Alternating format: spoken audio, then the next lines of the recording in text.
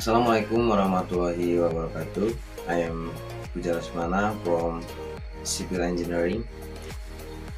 In this video, I will show you how to use an electric drill.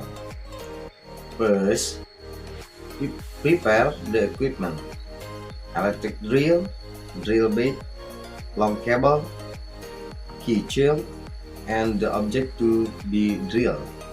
How to use: first, loosen the front of the drill.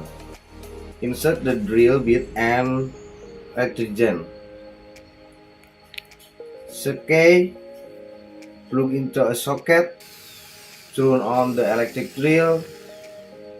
Then direct the electric drill to the object to be drilled, and to finish, then do drilling. Thank you for watching. Assalamualaikum warahmatullahi wabarakatuh.